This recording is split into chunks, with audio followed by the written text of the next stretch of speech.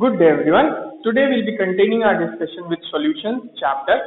Today we'll be discussing a binary solution in which both solute and solvent are liquid. That is, we'll be discussing about liquid solution. A solution which is made up of solute as well as solvent which are in liquid state. So let us start about liquid solution. Before moving on to liquid solutions, you should know what is a volatile liquid. Now what is a volatile liquid? A volatile liquid is a type of liquid which keeps on evaporating, or you can say which keeps on changing from liquid state to gaseous state. So that is known as volatile liquid. So let us consider you have taken a closed container in which you have kept a volatile liquid A. You have taken a closed container, and in this closed container I have kept a volatile liquid A. Now what will happen if I leave this container for some time? This liquid A will produce vapor, and these vapors will continuously fill up the space in the container which is lying above the liquid surface. So this region will get filled up with the vapor, as a result of which this container will get pressurized as the vapors are continuously filling the space. So you can say when a volatile liquid is filled in a container and it is left aside for some time, this will get little bit pressurized, and the pressure of that container or the pressure in that container will be the result of the vapor which are produced by this volatile liquid A. So what we can call pressure of this container? The pressure of this container is because of the pressure vapors which are produced by A. So we can call the pressure in this container as the vapor pressure of A. So vapor pressure of A, abbreviated as PA. PA means what? Vapor pressure because of this volatile liquid A. So the pressure in this container will be known as vapor pressure of the liquid A or vapor pressure of A. Now this is when we are keeping only one volatile liquid in the container. Suppose if we are keeping number of, or for example we are keeping two volatile non-reacting volatile liquids in this container. So what will happen now if we are keeping two volatile liquids, it will be volatile liquids, not non-volatile liquids. If we are keeping two volatile liquids in this container instead of one, suppose I have taken two volatile non-reacting volatile liquids and I have mixed them and I have kept them in the container which is sealed. Now what will happen? A and B both will evaporate, and the vapors of A and B both will occupy the space which is lying above the liquid surface or the mixture of liquids A and B. Now as the vapors are being produced, this space is getting filled, so definitely some pressure will develop in the container. Now you know initially only the pressure in the container was because of A, when A was present alone. Now A and B are present together. Now this pressure will be because of vapors of A as well as vapors of B.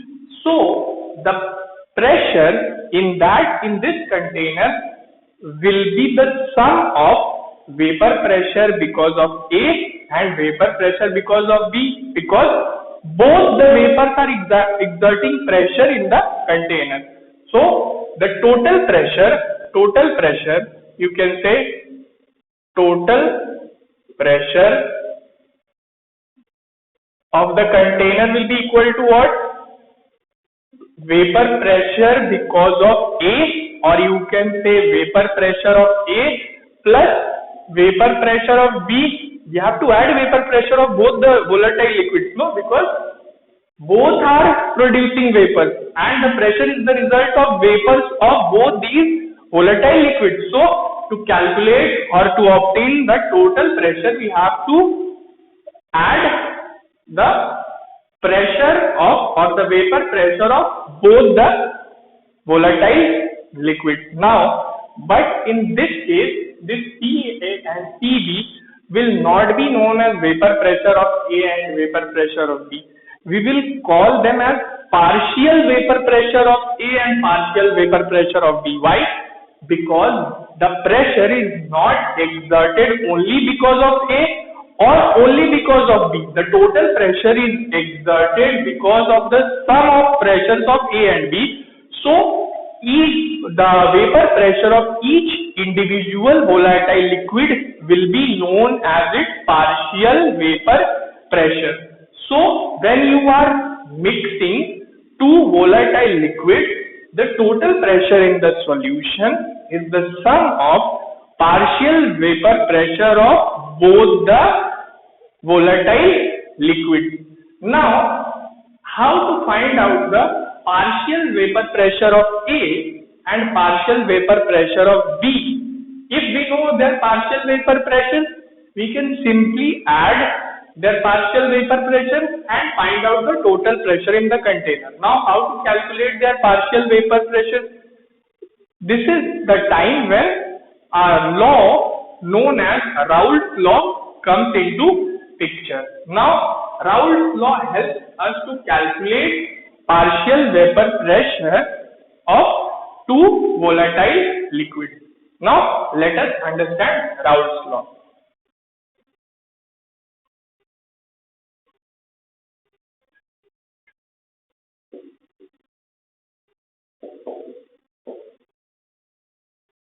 Now listen to the statement. Raoult's law states that for a solution of volatile liquid, it states that for a solution of volatile liquid, the partial vapor pressure of each component is directly proportional to its mole fraction in the solution. Once more, Raoult's law states that for a solution of volatile liquid, the partial pressure or the partial vapor pressure of each component is directly proportional to its mole fraction in the solution or in the liquid state. For example, initially the figure which we have drawn, let us draw that figure only. Now this container contains two volatile liquids A and B. Suppose the number of moles of A in liquid state is Na and number of moles of B in liquid state is Nb. These are the number of moles in liquid state, remember. Now this A and B will vaporize and will continuously produce vapors which will fill up the space above the liquid surface. So there will be some pressure. Now, in order to calculate the total pressure, we need to know the individual vapor pressure or individual partial vapor pressure of each component. So, according to Raoult's law, PA, that is partial vapor pressure of A, is directly proportional to its mole fraction in liquid state, remember. This is what PA represents partial vapor, VAP represents vapor pressure of A and XA represents what? Mole fraction of A in liquid state, remember, this is very important, liquid state. So remember, mole fraction in liquid state. So we can calculate partial vapor pressure of each component using this law. Now this is a relation. To convert it into a mathematical expression, we have to introduce a constant, and that constant is P naught A, where PA is equal to P naught A into XA. Now what is this P naught A? This P naught A is the partial vapor pressure, or you can say vapor pressure of component A in its pure state, means when it is present alone. What is P naught A? P naught A represents partial pressure of A in its pure form. So we can get partial pressure of A as, or partial pressure because of component A, or partial vapor pressure because of component A will be equal to P naught A into XA.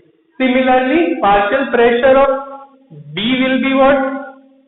Partial pressure of B will be what? P naught B into XB, where PB represents partial vapor pressure because of B, P naught B represents vapor pressure of B in its pure state, and XB represents mole fraction of B in the solution. Remember, XB represents mole fraction of B in the solution, XA represents mole fraction of A in the solution. And how you can find the mole fraction? You know the number of moles of A, you know the number of moles of B. Mole fraction can be found out by putting the number of moles of the component whose mole fraction you want to calculate in the numerator, and divide it by the sum of moles of all the components. So once we know the partial vapor pressure of A and partial vapor pressure of B, we can find the total pressure. So total pressure will be what? Total pressure will be what? P total can be written as P total is equal to PA plus PB, and PA and PB can be calculated using Raoult's law by these expressions. So this is about Raoult's law. We'll be discussing some problems related to Raoult's law in the next class. Today we'll be keeping it till here only. We'll continue it further in the next class. Thank you so much.